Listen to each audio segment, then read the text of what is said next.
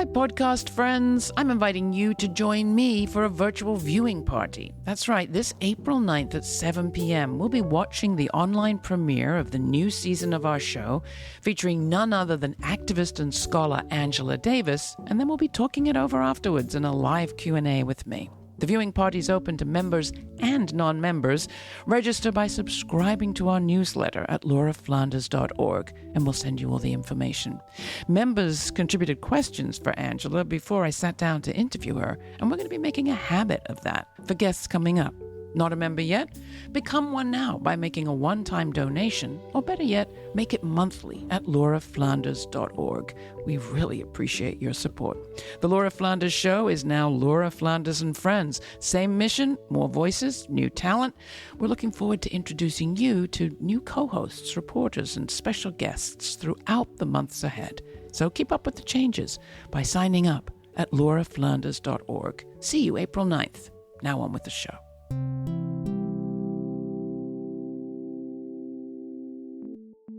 A few weeks back, we invited our viewers and listeners to share their burning questions for today's guest. From the many questions we received, a clear theme emerged. People, at least in our audience, are feeling frazzled, distracted, slightly panicked, torn, with so many urgent crises tugging at our hearts, from war to climate to discontent, extremism, and violence. People want to know how to set priorities and do the right thing, especially as that relates to building a better world and to an election that seems both problematic and quite possibly the most important of our time. Angela Davis, it seems to me, is indeed the perfect person to answer that question. Professor Emerita of History of Consciousness and Feminist Studies at the University of California, Santa Cruz. In her writing, lecturing, and many decades of activism, she has developed a unique ability to pull competing struggles into a single story, a story of systems and power. As we here launch a new season of this show with a new name that hints at the collective nature of this very project, it is my great honor to invite Angela Davis to help us kick off the conversation. Davis celebrated 80 years on this planet this January. Struggle can be the best, most fulfilling, most joyful dimension of our lives. Thank you very much. If anyone can ground us thoughtfully in this complex moment with all of its challenges and its potential, which is really our potential, she can.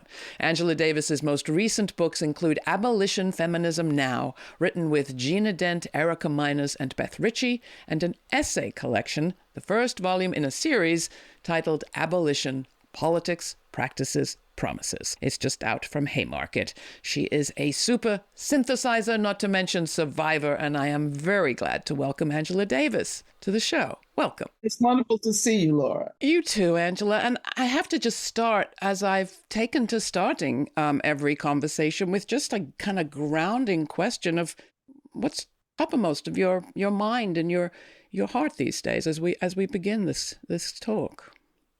Of course, given that I've been doing work around Palestine virtually all my life, what is happening in Gaza at this moment tears at my heart. I think I would also say, though, I'm very excited to see support for Palestine emerging in places one would have never sought to seek that support before, all over the country.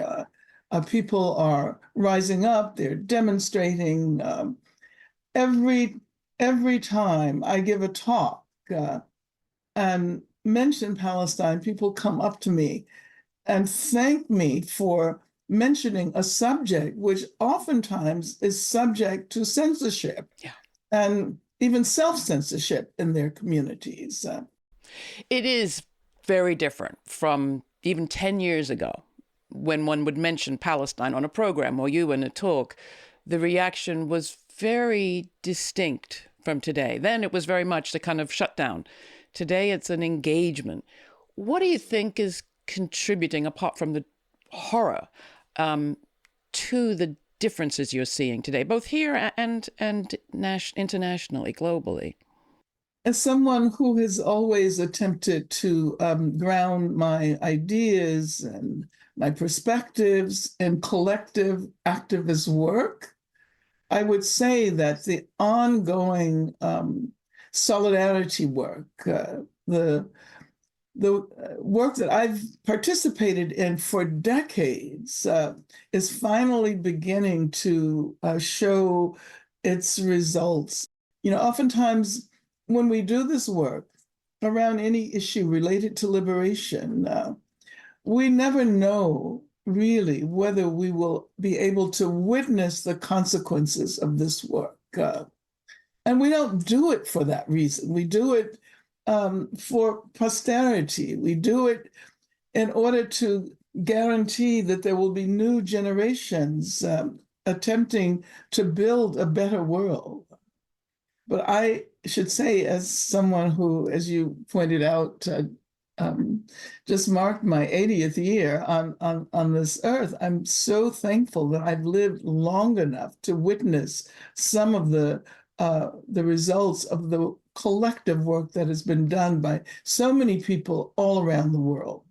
It's as if there was something waiting to burst into action that perhaps wasn't so visible. And nowhere, it seems to me, are you more acutely aware of that sort of undertow than in the Black feminist movement. I think of June Jordan, whom we both knew and loved, and how she wrote in the 80s about being born Black and becoming Palestinian. Yeah, I always have this on my desk. I always have this on my desk. I have it back here somewhere. Yeah, I mean, she paid a real price for that, it seems to me. But a conversation has grown to fruition almost. Would you say? Where are you seeing it and how? Oh, absolutely. The very first request that I received to speak out on the horrendous situation in Gaza came from a radical Black feminist group. And I have encountered so many people, so many young women, so many young Black women who, talk about the fact that their heart right now is in Gaza, is in Palestine. And I always think about June during those moments, and I always wish that she were here to be able to witness the results of the work that she pioneered more than anyone else. Yeah, I was born a Black woman, but now I am become Palestinian. I share that wish that she was here to see this and to speak and talk at this moment, because you never could have guessed what June would say, and you couldn't predict what she'd be saying now. You are writing in this book of essays a lot about your evolution. And while you don't go back into your real youth, it did make me think about how many years you've lived through and how much you've lived through. And I wondered, as I think too, about, I try to think myself, imagine myself into life in Gaza today. When you were growing up in Birmingham, there were explosions. Do you remember that? Do you think about that as you think about those kids, especially in Gaza today? Well, the sound of dynamite exploding is actually one of my earliest memories. It's an oral memory. And I think about it all the time. And I also think about the fact that in Birmingham, Jewish people were the very first white people to support the struggle against racism, the struggle to desegregate what was the most segregated city in the entire country. And I've tried to sort of hold those memories together so that they're not about conflict. And as a matter of fact, I'm so excited that here in the US and in other parts of the world, it's actually Jewish people, young Jewish people, who are in the forefront of the struggle against Zionism. Um, those memories are still foremost in my mind. And thank you for reminding me. It sometimes has begun to feel to me as if we have an impermeable state. More people in protest and action than I've ever seen. And yet we still, at this moment of this recording, the most powerful people in this country still stand firm against even ceasefire. Mm-hmm. So what do you see things that way? And if you do, how do you think about this moment and perhaps this election? We're constantly being directed to think about the election as if it was the only thing to think about in this moment. Mm-hmm. And yet it surely cuts off a lot of conversation about other things. And I feel very torn. I feel very sad about this election. I feel that for so many years, we've talked about elections, and I think we were correct as actually not being about who should lead the country, but rather being about what candidate would most likely help to broaden the terrain of struggle so that masses of people, people who are willing to put their lives on the line, their ideas, people. This is how change happens in this country, when vast numbers of people come together and defend a vision of the future that they would like to see. This is how change happens. It doesn't happen because we elect a particular person to office. You're listening to Laura Flanders and Friends. For this inaugural episode of our new season with our new name, Laura is talking with the renowned author, activist, and scholar, Angela Davis. A collection of Davis's most influential essays was recently released by Haymarket Books titled Abolition: Politics, Practices, Promises. Coming up, she'll explain why she calls prison the quintessential democratic institution. And Laura will read an excerpt of the poem Moving Towards Home by the late poet and essayist June Jordan, whom they both knew. Interested in more conversations like this? Want to have access to the full uncut version? Simply subscribe to the show newsletter at lauraflanders.org, and you'll receive information on all our free web exclusives and uncuts. Podcast subscribers receive it automatically in their feed.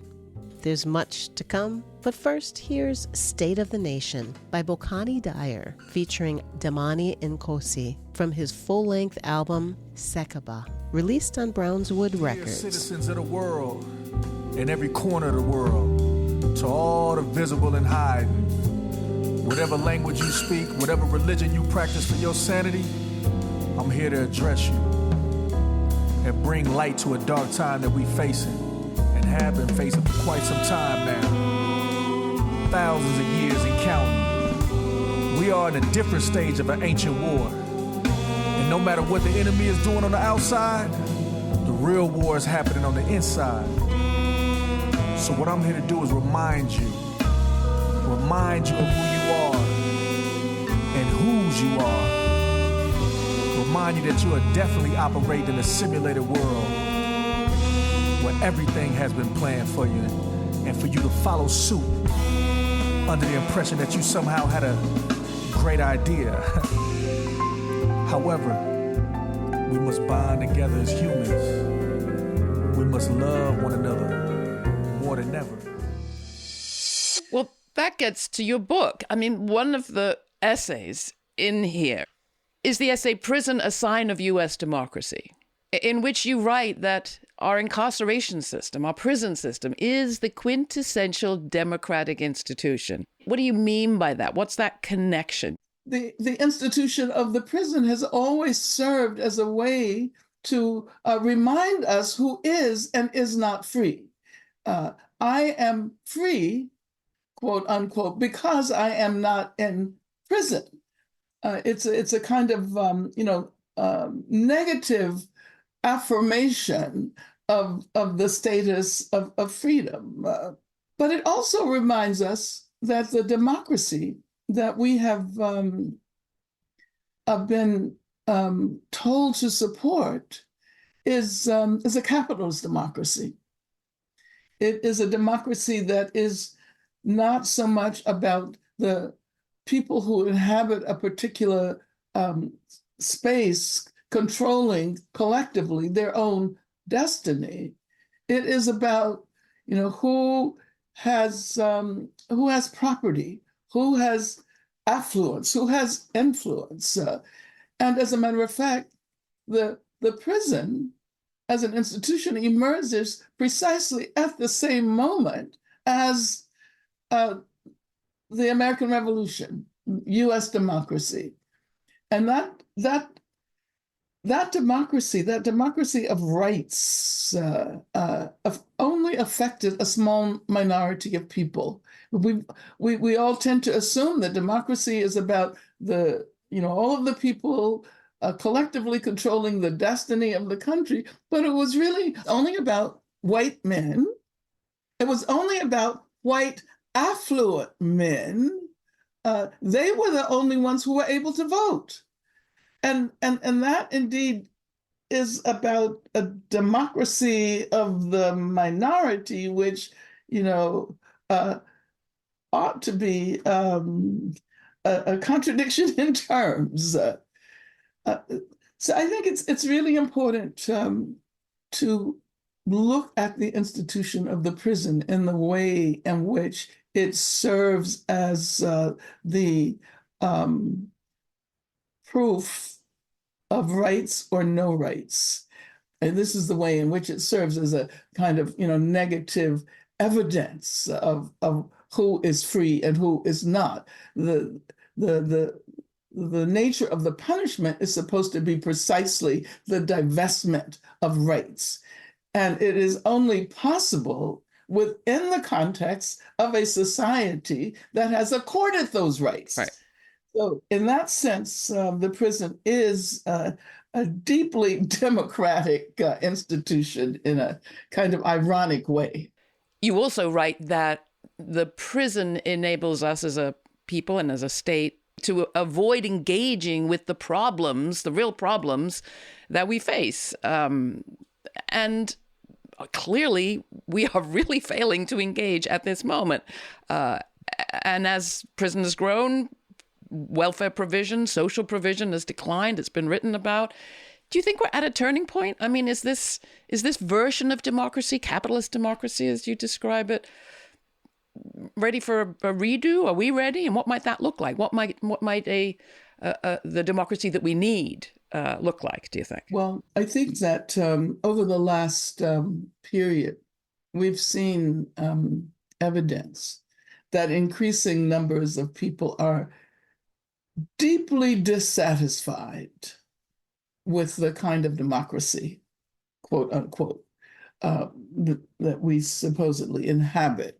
What we experienced in the midst of this terrible pandemic, when more people went out into the streets and stood up and demonstrated, when more white people than ever before in the history of this country said no to racism, was revolutionary.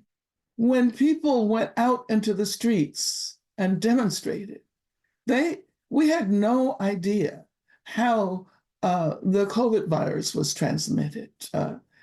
And so if you think about it, they made themselves part of this collective upsurge, uprising at the expense of their possible expense of their own lives. So I don't think we should ever forget that. The other thing that happened in that time, it seems to me, was a lateral movement of people in the streets looking after each other, not, of course, relying on police or anyone else to look after each other.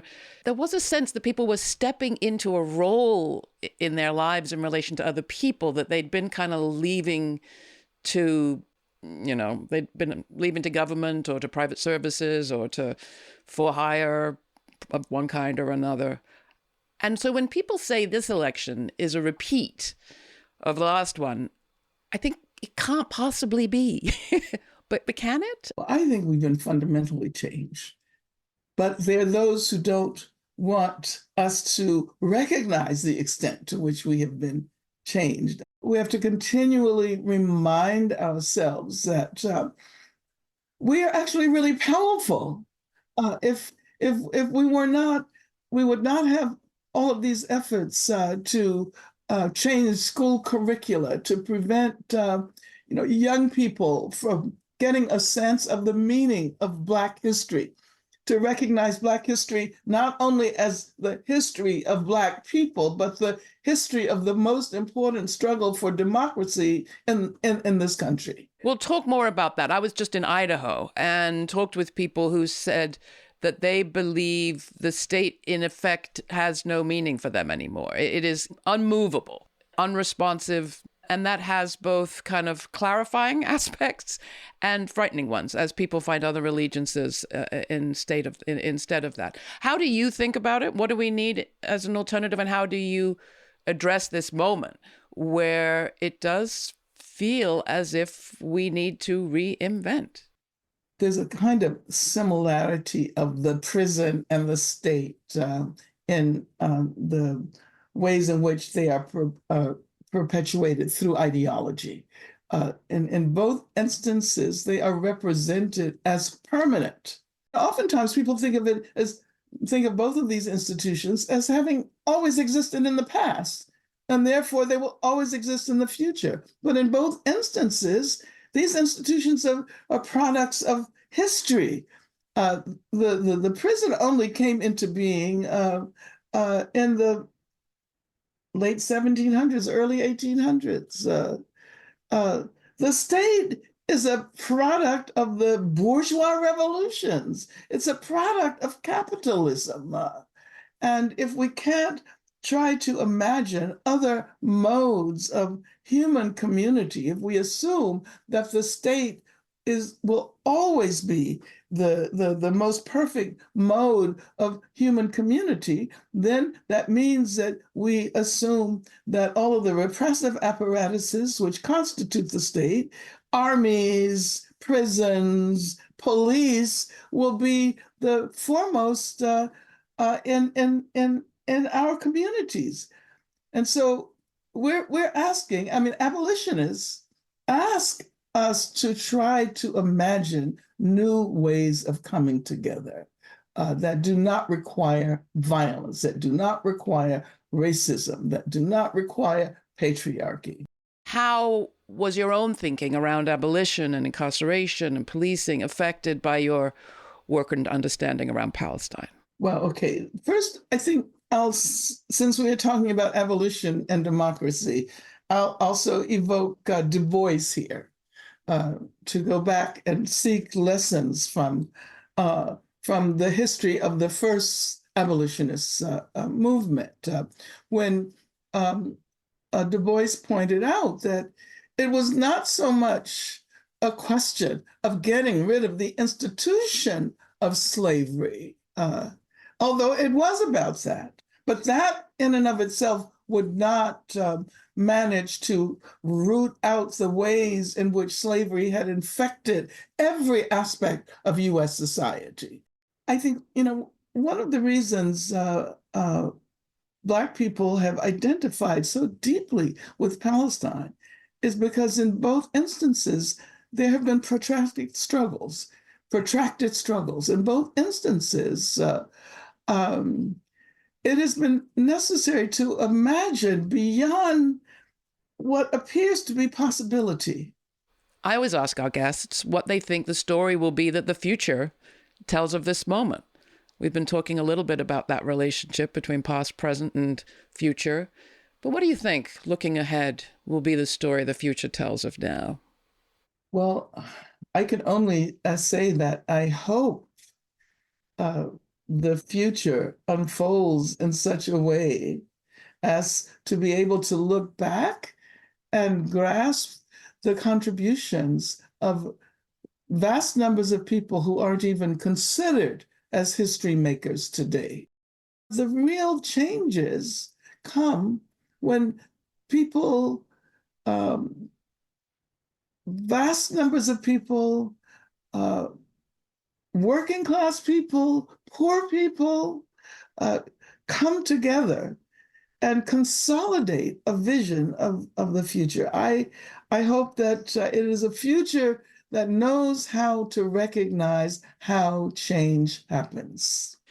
Well, I thank you for your work, and I thank you for your surviving, and I thank you for opening up so many systemic questions at a time when so much of our public discourse tends towards the occlusion, the cutting things off, the narrowing and channeling. It has been enormously helpful to have your writings and your speakings opening that frame up. Angela Davis, thanks so much for spending this time with us. It's been a pleasure having you on the show. Thank you, Laura.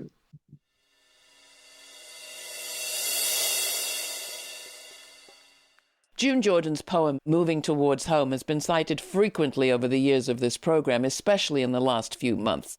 So I think it's only fair to give you a taste of it. In 1982, June wrote about what was just then happening in Beirut, Lebanon, where Palestinian refugees in refugee camps were being slaughtered by local militia with the backing of the Israeli government and implicit U.S. support.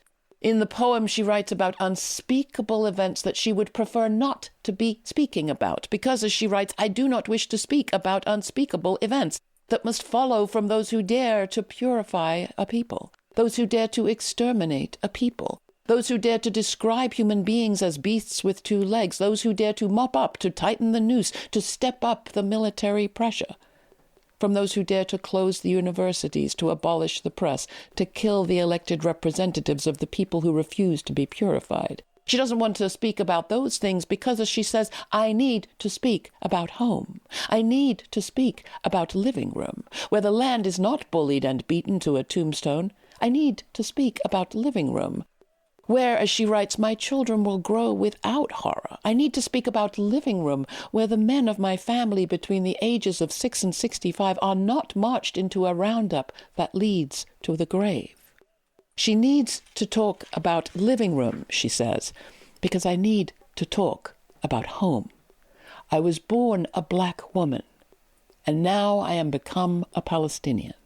Against the relentless laughter of evil, there is less and less living room.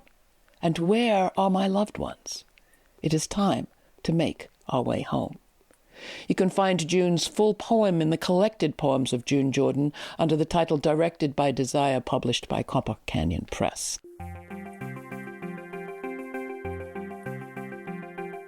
For more information on this week's show, check out our show notes posted at patreon.com/Laura Flanders and Friends. Or if that's too complicated, simply go to patreon.com and search Laura Flanders. There you'll find background reading for our episode this time and an invitation to our upcoming virtual viewing party and live conversation. That's going to be happening Tuesday, April 9th at 7 p.m. Eastern. Subscribe to our newsletter at lauraflanders.org and we'll send you the details on how to register. Once again, special thanks to all of our member supporters. Your contributions keep this program afloat and free to millions on public television, community radio, and as a podcast. Not a member yet? Go to lauraflanders.org/donate and become a member today. Thanks for listening. This show's produced by yours truly, Laura Flanders, with Sabrina Artel, Nat Needham, David Neumann, Jeanette Hernandez, Sarah Miller, Rory O'Connor, and Jeannie Hopper. Major funding for this program is provided by the Novo, Park, Ellen Poss Family, Hisuku Wilson Foundations, the Schumann Media Center, Rising Fund at Tides, Kim Connor and Nick Groombridge, Jane Fonda, and listeners like you. Thanks for listening. Thanks for contributing. Thanks for your ideas. Stay kind. Stay curious. Until the next time, I'm Laura.